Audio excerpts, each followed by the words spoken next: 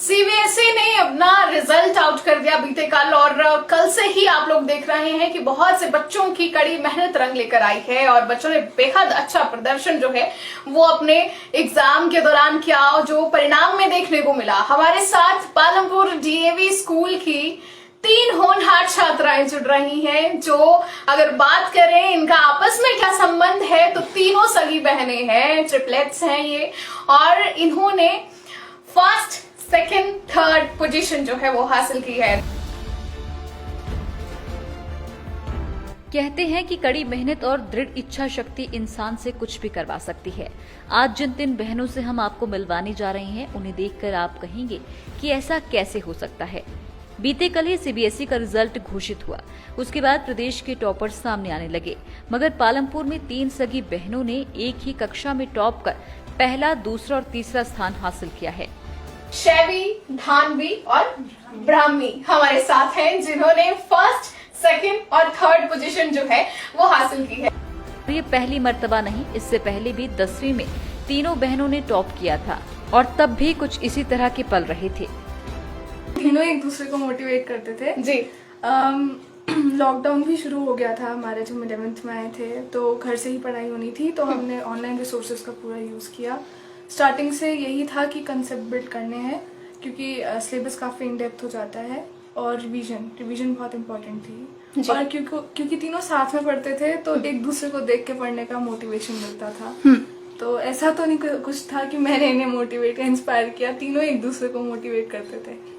जी, हमारे साथ धानवी हैं, धानवी से बात करेंगे। धानवी, आपके पेरेंट्स क्या करते हैं, उनके बारे में बताइएगा। आपके फादर क्या करते हैं, मदर क्या करते हैं? हमारे फादर डॉक्टर संजय कुमार उनियाल, यहाँ पे CSIR IHPT में साइंटिस्ट है, and mother doctor Anjali Uniyal, वो PhD हैं, बट वो हाउसवाइफ हैं, क्योंकि हमारे बर्थ के बाद उन्होंने क्विट कर दिया था। पर एज अ फैमिली मतलब मम्मी पापा सभी ने हमें काफ़ी ज़्यादा इंस्पायर, मोटिवेट करा। कभी किसी प्रेशर नहीं था हमारे ऊपर, और एक लाइट माहौल रखा था एग्जामिनेशंस, और उसमें कभी ऐसा फोर्स नहीं करा, मतलब अपनी एक्सपेक्टेशंस या वो। तो यस।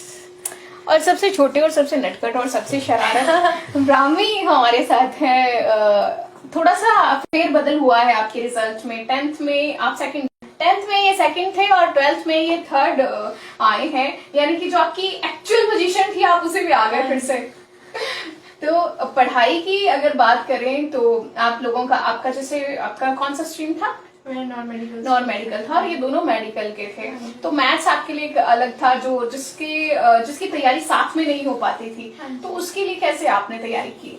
मैथ्स में हमारे टीचर बहुत सपोर्टिव है, मतलब उन्होंने बहुत गाइड किया, एंड हर चीज़ के लिए गाइड किया। वो इमोशनली भी बहुत सपोर्ट करते थे, लाइक मेरे मार्क्स भी कटे तभी he supported me a lot, and वो एक्स्ट्रा क्लासेस भी लेते थे इवन।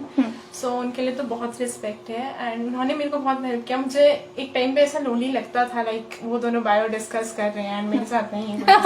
अच्छा, ऐसा लगता था, बिकॉज होता है हम बचपन से करते हुए आ रहे थे, बट सर ने कभी मुझे मतलब वो नहीं होने दिया। मेरे फ्रेंड्स भी थे, मैं उनसे भी बहुत डिस्कस करती थी। सो फिर स्टार्टिंग में लगा, बट एंड में क्लासमेट्स और सर से मैंने बहुत गाइडेंस ली, तो उसके बाद सब सही हो गया था। प्रदेश और देशवासियों के लिए अचंभित कर देने वाली बात यह है कि तीनों बहनों ने एक साथ जन्म लिया था और तीनों बहनें अब एक साथ कमाल दिखा रही हैं। आगे की कहानी आइए खुद ही सुनिए इन होनहार बेटियों से। बचपन से अब तक स्कूल लाइफ में मैं हमेशा यही कहा कि नॉलेज गेन करने के लिए पढ़ना है, लर्निंग के लिए पढ़ना है। मार्क्स का कभी कोई प्रेशर नहीं था, कभी भी नहीं। और अभी तक भी हम ही कभी दुखी हो जाते थे अगर मार्क्स कम आए, तो हमें यही बोलते थे पेरेंट्स कि तुमने मेहनत करी और तुमने पढ़ा है और तुम्हें नॉलेज है। मार्क्स डिफाइन नहीं करते पर्सन को, तो बहुत सपोर्टिव है। आप बताएंगे पहले कि कौन से क्षेत्र में आप जा रही हैं अब? मेरा निफ्ट जोधपुर में सिलेक्शन हुआ है, एंड फैशन कम्युनिकेशन स्ट्रीम है। मेरा ग्राफिक डिजाइनर बनने में इंटरेस्ट है, सो मैंने वो चुनी की। जी धानवी। मेरा psychology, sociology, English BA program में क्राइस्ट यूनिवर्सिटी बैंगलोर में सेंट्रल कैंपस में हो गया। इंटरेस्ट मेरा UPSC देने में है, और नहीं तो काउंसलर या क्लिनिकल साइकोलॉजिस्ट बनना। आपका? मैंने अभी नीट का एग्जाम दिया है, और मेरे को MBBS में ही इंटरेस्ट है। सबसे ज्यादा इंटेलिजेंट कौन था? इंटेलिजेंट ऐसे देखा जाए बहुत ज्यादा सिंसियर और डिलीजेंटली मतलब पूरा रूटीन फॉलो करने वाली बात है तो शेरी है लाइक आपने पूछा ना वो इंस्पिरेशन वाला, हाँ। वो जैसे नींद में बैठी थी उसमें देखकर सुबह वह उठेगी, मतलब उसकी कॉन्टिन्यूस सिटिंग थी, उसको देख के इंस्पिरेशन मिल रही है मुझे तो अभी से यूपीएससी के लिए उसको देख के इंस्पिरेशन मिल रही थी कि मतलब एक सिटिंग होनी चाहिए। वो कई बार घूमने नहीं आए। अगर अभी तो आप तीनों चलो बहनें हैं आप, पर अगर ये फर्स्ट सेकंड पोजीशंस किसी और की रही होती तो आप में जाहिर सी बात है कंपटीशन की भावना होती, लेकिन क्या आप लोगों में एक दूसरे के प्रति भी इस तरह की कोई भावना कभी रहेगी? किसी के मार्क्स किसी सब्जेक्ट में ज्यादा आ गए, मेरे कम आए, इस तरह की भावना रही कभी? नहीं। इनफैक्ट जो जिसमें अच्छा है वो औरों को वो बता देता है, मतलब समझा देते हैं। तो बाई चांस किसी एक का पेपर अच्छा नहीं हुआ है तो फिर बाकी दो का भले ही अच्छा हुआ तो ट्राई करते हैं कि उसको कंसोलिडेट करना, पैसिफाई हो जाए। पेरेंट्स की मैं बात करूँ तो सबसे ज्यादा किसने मदद की स्टडी में? क्योंकि पेरेंट्स जैसे आपने बताया कि मम्मा हाउस वाइफ है, पापा ड्यूटी करते हैं अपनी, तो सबसे ज्यादा एफर्ट्स किसके रहे? दोनों के अपने अपने एफर्ट्स थे। बचपन में पढ़ाने वाला काम मम्मी ने किया। अच्छा। और वो बचपन से आदत डाली कि हम सिर्फ बुक वॉर्म ना बने, खाली बुक अपनी जो टेक्स्ट बुक है वो पढ़ने वाले हैं, तो डिफरेंट बुक्स लाके देना मम्मा। पापा का इमोशनल सपोर्ट वैसा और दूसरा रहा, क्योंकि पापा ने पढ़ाया तो कभी नहीं हमें, पेशेंस नहीं है हमें। वो हंसी मजाक कर लेते थे, उनको लग रहा है टेंस डे बच्चे मतलब पढ़ाई, तो ऐसे आके अच्छा जोक मार दे, चलो घुमा लेता हूँ ऐसा। बात करें अदर एक्टिविटीज की तो पढ़ाई से हटकर किस चीज में इंटरेस्ट? मैं हारमोनियम बजाती हूँ, अभी 2 साल से तो प्रैक्टिस नहीं हुई, बट मैं बजाती हूँ। और मेरे को बुक्स पढ़ने का बहुत शौक है। अच्छा। रीडिंग का, पब्लिक स्पीकिंग, डिबेटिंग और क्रिएटिव राइटिंग का मुझे शौक है। मेरा तो ड्राइंग में मतलब एंड ऑनलाइन डिज़ाइन में मतलब एंड ग्राफिक डिज़ाइन उसमें इंटरेस्ट है, तो वो मैं करती रहती हूँ। और पेंटिंग्स भी उसमें मतलब क्रिएटिव वर्क में बहुत इंटरेस्ट है। एंड खेलने में बहुत इंटरेस्ट है, साइकिलिंग, फुटबॉल, स्केटिंग, इस सब में भी बहुत इंटरेस्ट है, ये भी मैं करती रहती हूँ। यहाँ पर हम बात करते हैं इक्वालिटी की, जहाँ पे हम विमेन के लिए बात करते हैं कि मैन और विमेन दोनों इक्वल होने चाहिए, but at the same time हम विमेन को कुछ ऐसे प्रेफरेंस दे देते हैं जहाँ पर वो लगता है कि इक्वालिटी नहीं रह गई। जैसे कि आप किसी जगह पे रिजर्वेशन विमेन को दे देंगे, फिर इक्वालिटी कहाँ रहेगी? तो इक्वालिटी आपके नजरिए में कैसी होनी चाहिए? एक लाइन में या फिर जो भी आपके मन में थॉट है वो एक एक करके आप बताएंगे।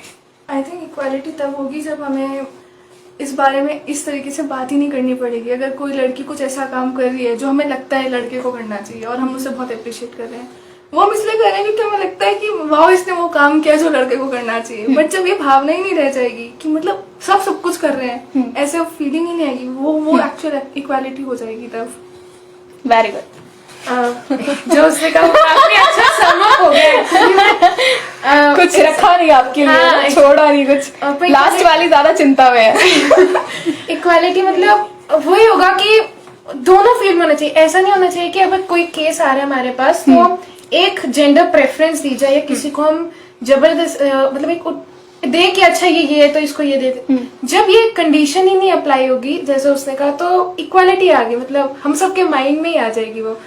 थोड़ा सही जब बात हम है। इस चीज के बारे में डिस्कस ही नहीं करेंगे ना, मतलब जब ये चीज मतलब डिस्कस इतनी obvious हो जाएगी कि हम इसके बारे में बोलना ना पड़े, उस दिन इक्वालिटी होगी। आज जैसे शेवी ने बोला कि हमें कुछ काम को देख के हमें लगता है वाह यार इसने ये काम किया, वो हमें इसलिए लगता है क्योंकि शायद हमारे मन में कहीं ना कहीं बैक ऑफ द माइंड जैसे कि फॉर एग्जाम्पल हम बात पे कहते हैं कि हमारी लड़कियां लड़कों से कम हैं क्या?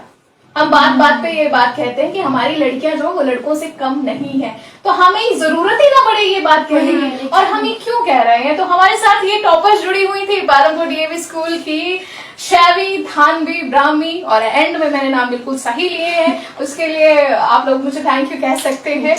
हमारा ये खास लाइव आप देख रहे थे और इन बच्चों के साथ एक खास इंटरेक्शन आप देख रहे थे।